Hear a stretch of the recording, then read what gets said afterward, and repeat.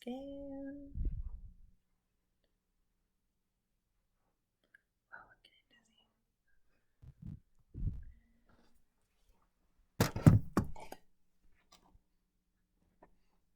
Okay. So I'm gonna knock and I'm gonna come in and I'm gonna introduce myself. I'm Mikayla. I am your student nurse today, and we are gonna be doing a head to toe assessment. Can you tell me your name and date of birth?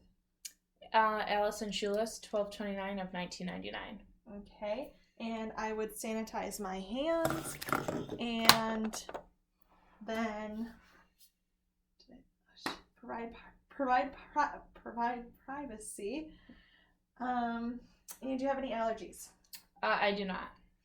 Okay, and I would check it to her wristband and to the MAR, and that does match, so that is good. And I would start with apical pulse, and so I would find the sternal notch, go down to the angle of Louis, over to mid-clavicular, and down to the fifth intercostal space, and then I would count for 60. I'd always make sure I'm under clothing as well. And I would count for 60 seconds, and I am just listening to heart rhythm and rate, and make sure the rate is between 60 and 100 beats per minute.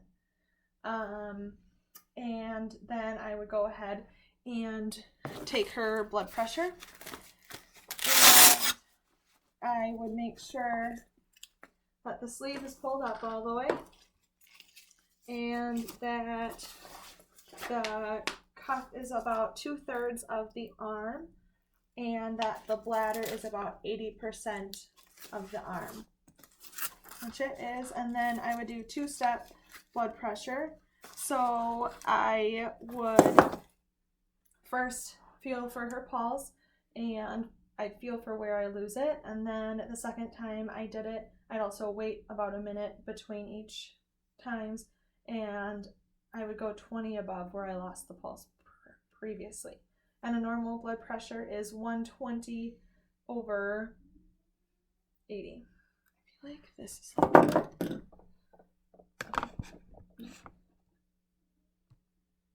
maybe that's better. Yeah. Okay.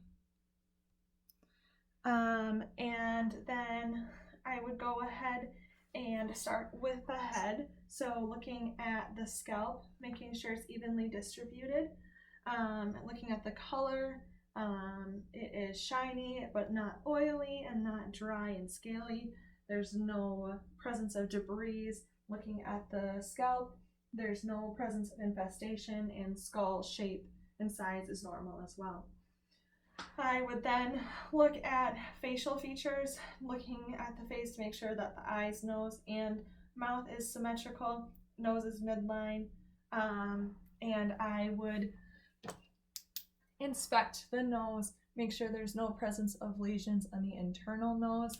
Can you cover one nostril? Breathe in. Cover the other one, breathe in. So just checking for patency of the nostrils.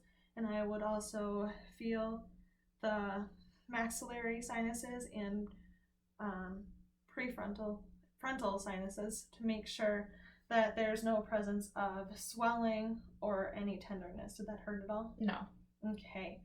And then I would go to her mouth, just looking at the exterior lips. They're nice and pink. They're bilaterally, it's symmetrical. It's not dry. They're not cracked. Can you pull down your lip? So the interior lip is intact and pink and is moist. I'm also inspecting her gums. They're nice and pink in color, but not red and inflamed. Can you smile? Teeth are all there. They're straight, and they are all intact. Can you open your mouth and stick your tongue at me and lift it up? Side to side. Perfect. So the top of the tongue, you can close your mouth. Top of the tongue is rough and pink. Underneath is nice and pink and smooth with no presence of lesions. And it's all intact and the connection is nice and intact as well. And then can you open your mouth? And I'm just going to inspect your oropharynx and tonsils. So they are intact, they're not inflamed, and there's no presence of lesions.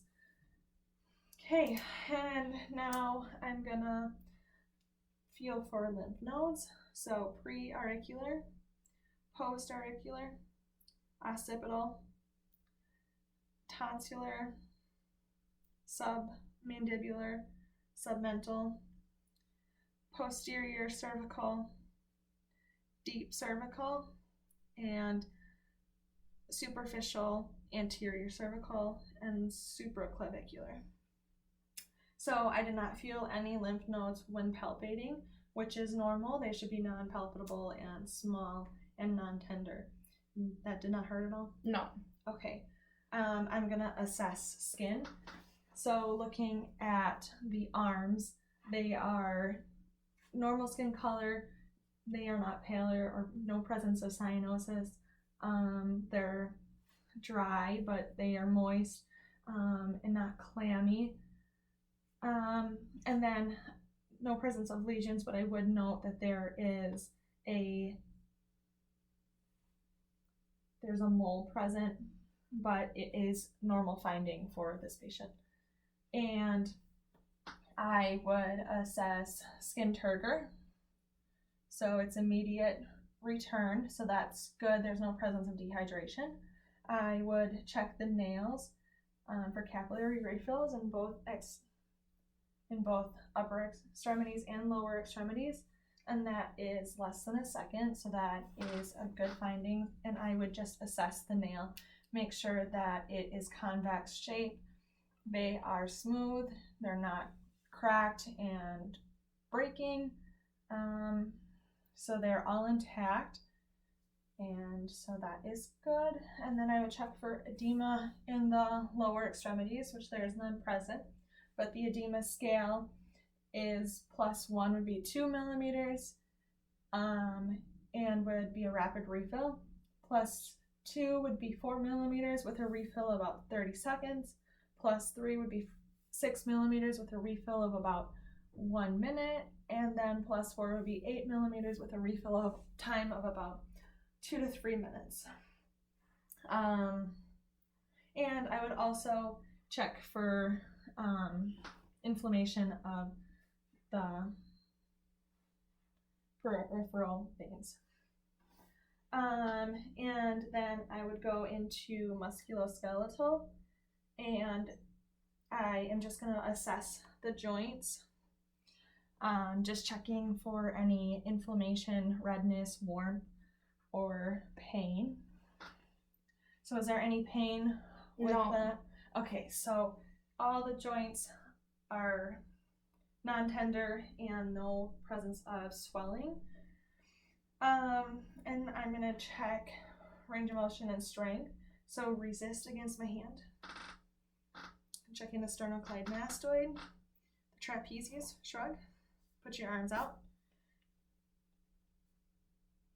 The deltoid, and then the resist, bicep, tricep, and then resist against my hand. And spread your fingers. Don't let me, okay. And then grip, perfect. Checking wrist and finger strength. And then I'm going to check hip strength, so adduction and abduction. And then your hamstrings. And then quadriceps. And then resist against my hands. And then checking ankle strength. So it is bilaterally equal, and there's no concerns there, so that's good. And can you stand up? And can you bend over? Okay, so I'm just going to inspect the spine for scoliosis. You can stand up. And I would just inspect for lordosis and kyphosis, which there's none present. So that would be excessive curvature to the lower back or hunchbackness. And then can you walk 5 steps that way? And then come back. Okay, so just assessing her gait, making sure that it is adequate stride. You can sit down. Adequate stride, there's no balance issues present. And the width was about body length, body width, so that was good. And now I'm going to go into an eye assessment. So do you ever experience blurred vision? No. Do you wear glasses? No. Have you ever had an eye trauma? No. Okay, so that is all good. So I would just start with inspecting the external eye. So looking at lash distribution, they're evenly distributed. And I'm going to look at the sclera, making sure that it's nice and white. Can you pull down your lower lid? Checking the conjunctiva, it's nice and pink, but not red in the presence of pink eye. And then can you close your eyes? I'm just going to assess for lid lag, which there's none present. And then I am going to check pupillary response. So first I'm going to look at the eye I'm shining in, make sure that the pupil constricts.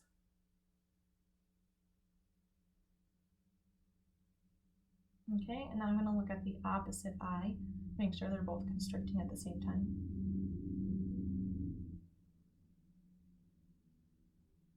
Okay, so pupillary response is equal in both eyes and they both are constricting. So that is good. And I'm going to check visual accommodation. So can you look at my finger? And then look at the distance. Sorry. Okay, look away. So eyes are dilating when they look further away to allow more light in. And they are both equal with that as well. So that was a good finding. Now I'm gonna check 6 cardinal gazes. So can you just follow my finger without moving your head?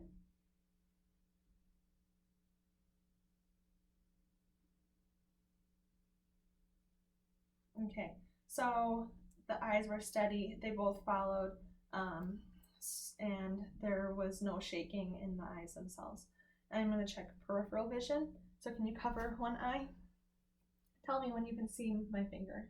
Yep. Yep. Yep. Yep. Okay, and cover your other eye. Yep. Yep. Yep. Yep. Okay, so she has adequate peripheral vision. It is not narrowed and constricted, so that is a good finding. And then we're gonna do a visual reading. Can you tell me what this says? F, opiate analgesic. Okay, perfect. So nearsightedness is within normal ranges. And now we're gonna go into the hearing assessment. So I'm just gonna first do a visual inspection, make sure that they are both the same shape and size and they're symmetrical on the head. And then I'm gonna palpate the ears, making sure that there's no tenderness with it. Does that hurt? No. Okay. And they're both warm and normal skin color, so that is a good finding. And then I would go ahead and do an internal inspection with an otoscope, and I would just make sure that that tympanic membrane is pearly gray and intact and not red and inflamed. And with adults, I would pull the ear up and back. In children, I'd pull it down and back. And then I would do a hearing test. So can you identify which ear you hear the sound in? Left. Right. Okay, so she's able to identify the sound correctly. And now, I would also ask 3 questions. So have you ever had an ear trauma? No. And do you ever experience ringing? No. And do you have a history of ear infections?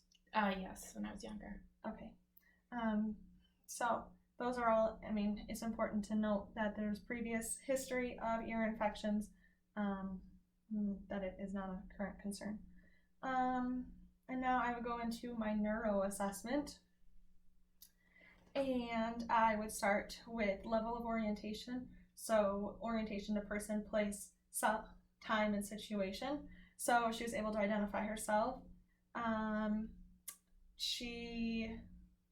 Can you tell me what time it is? It is 10:19. Okay.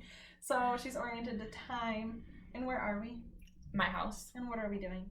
Head to toe assessment. Okay, so she was able to orient herself to all 4 areas, so that was adequate finding. And now I'm going to assess memory. So can you repeat 3 numbers back to me? 3, 5, 8.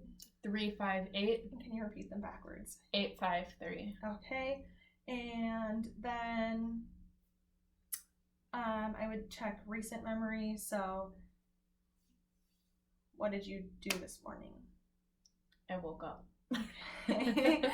So she has recent memory. She knows what she did this morning. And then I would do relevant memory, and she was able to identify her birthday in the beginning. So that was a good presence of that. And then I'm gonna do the cranial nerve test. So I'm gonna first start with olfactory nerve, and can you close your eyes and identify this smell? Alcohol. Okay, so she was able to identify that. And then the optic nerve, and we tested that with near vision testing. And then I would do the ocular motor, trochlear, and abducens, which was tested with the 6 cardinal gazes. And then I would do trigeminal, and can you move your jaw for me? Okay, so jaw movement is not limited, and there was no evidence of jaw locking. Then I would do facial nerves, so can you smile? Okay, and then acoustic nerves, she was able to identify which ear the sound came from. And then glossopharyngeal and vagus nerves, can you cough for me? Okay, and then hypoglossal, can you say DLNT? DLNT.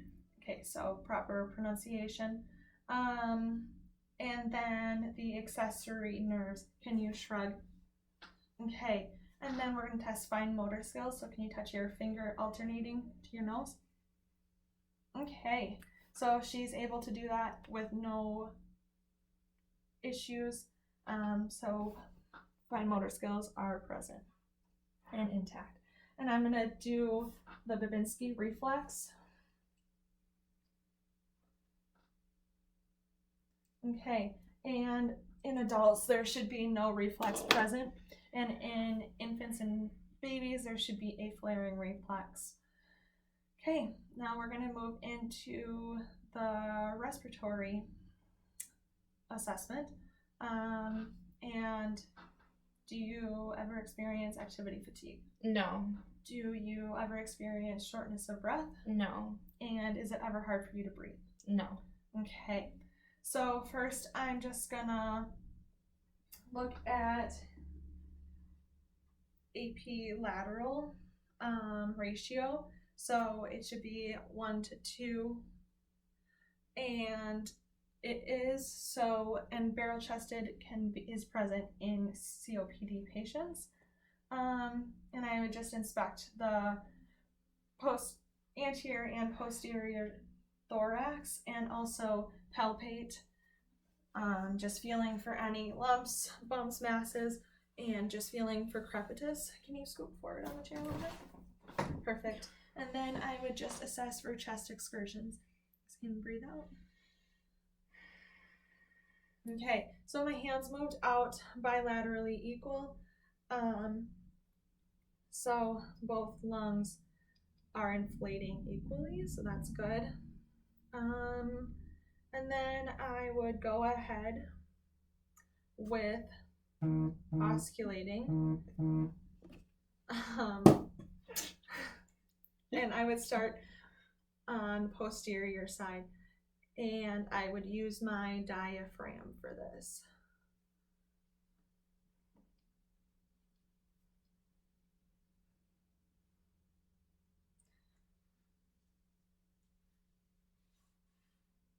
Deep breath.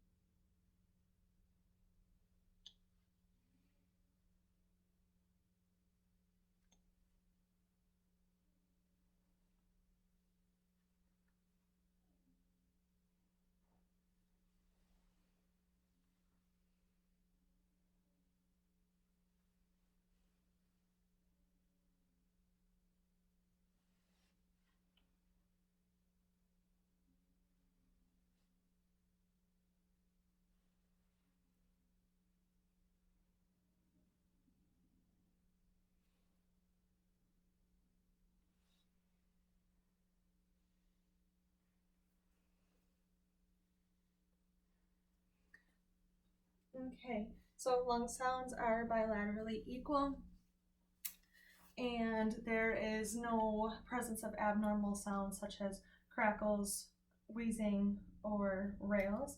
And then I would osculate the anterior side.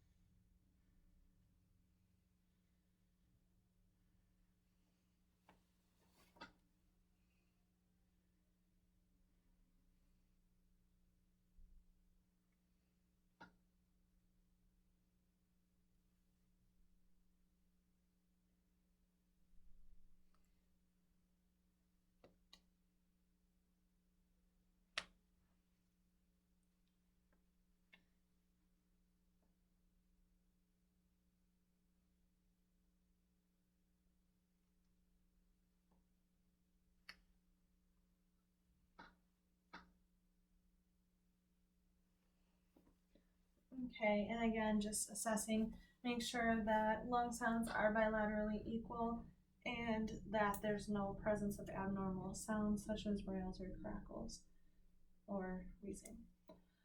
And now I would move into, I would also, that's cardio. I would move into cardio assessment. So, do you ever get dizzy? No. Do you take medications? No. And do you ever experience activity fatigue? No. Okay. And I would start by just inspecting jugular distension. And if the patient was laying in bed, I would assess. And if it was present, I would elevate bed to 45 degrees and still note if it was present or not. And then I am just gonna inspect the precordium and just watching for a pulsation, which I do not see. And then I would palpate for a pulsation, which is felt and is normal. To feel, I would then just again assess the spinal, make sure that there's no, the spine, making sure there's no presence of scoliosis, kyphosis, or lordosis. And then I would move into listening to the carotid with the bell of my stethoscope.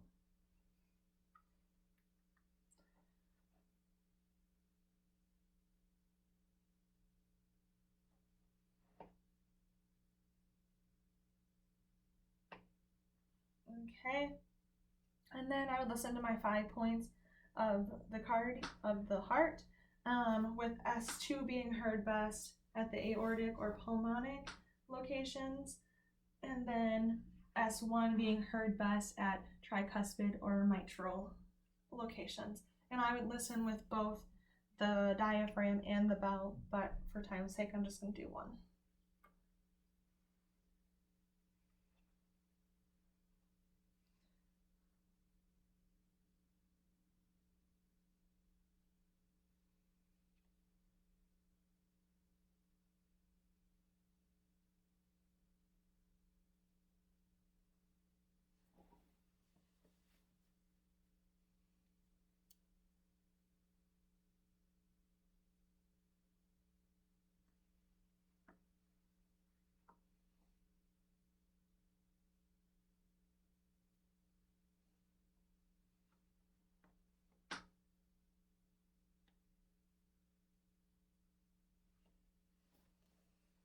So just listening for a regular heartbeat with no presence of any murmurs or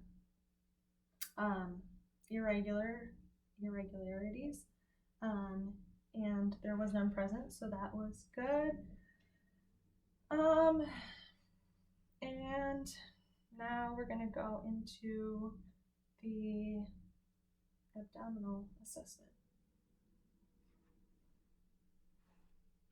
I'm just gonna, I would ask the patient to void before doing the assessment, and then can you lay on the bed?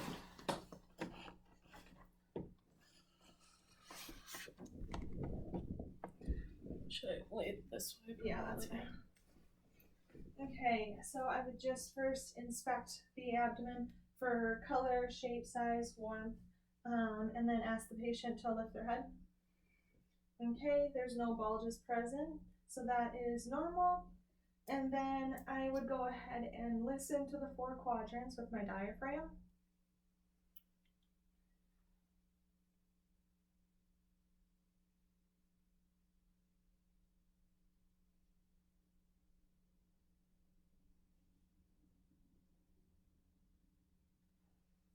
So I would just note that there is normal gut sounds and that there is movement through the GI tract. I would then listen to vascular points with the bell.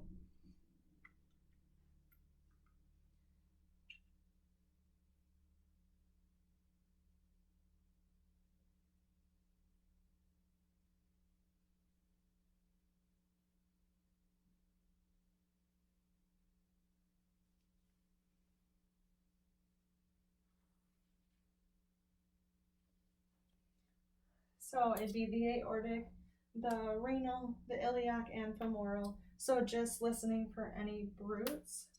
So then I would percuss.